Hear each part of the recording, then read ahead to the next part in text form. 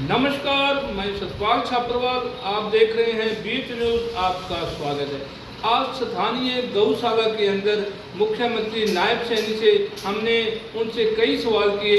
हमने सवाल किया कि मृतक मनीषा ने जब सुसाइड किया था तो उसके पास जो सुसाइड नोट मिला था उसके बाद पुलिस ने कहा कि हमारा कोई रोल नहीं है, तो आपने वहाँ के एसपी, एसएचओ और 5 पुलिसकर्मियों को क्यों वहाँ से हटाया?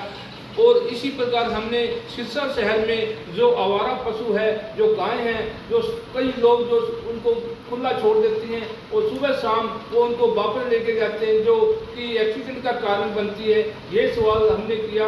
इसी तरह हमने शहर की सड़कों में जो बड़े गड्ढे हैं उनसे ये सवाल पूछा कि शहर की, आपने कहा था कि गड्ढे भर देंगे, पर अभी तक शहर की सड़कें ऐसी है।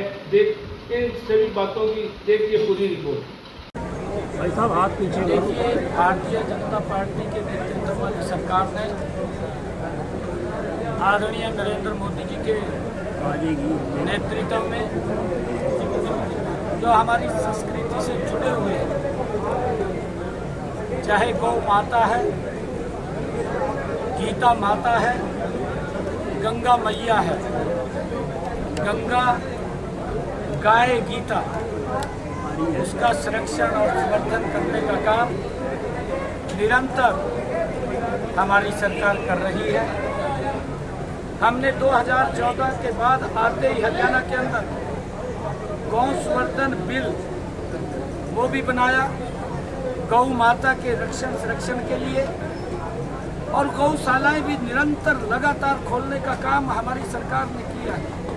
उसके साथ हमारे गौ पालक, उनके साथ मिलकर के सरकार पूरा समर्थन उनको देती है, सहयोग देती है। सर, आपकी सरकार बनी, उसमें आपने बड़े एक्शन लिए गौशाला, गऊओं के लिए हर जगह गऊओं को पकड़ गौशाला में डाली। उसके बाद अभी वही हालात है, सड़कों में एक्सीडेंट हो रहे सर, काफी गली मोहल्लों के अंदर है सर गाय। सर बहुत अच्छा कहा है ना, मैंने अपने वक्तव्य में भी कहा है, हमने कहा है कि एक भी गौ बेसहारा नहीं दिखेगी, वो गौशालाओं में और नंदीशालाओं में वो मिलेगी।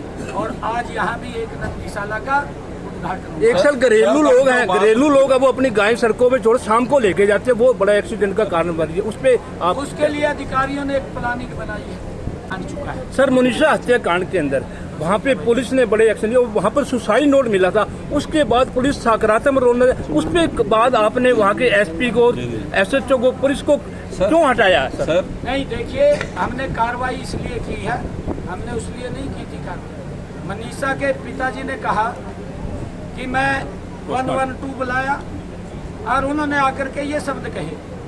फिर वो वहाँ से थाने में गया। थाने में जब एप्लीकेशन लेकर के गया तो वहाँ भी पुलिस के लोगों ने उसके साथ व्यवहार ठीक नहीं किया।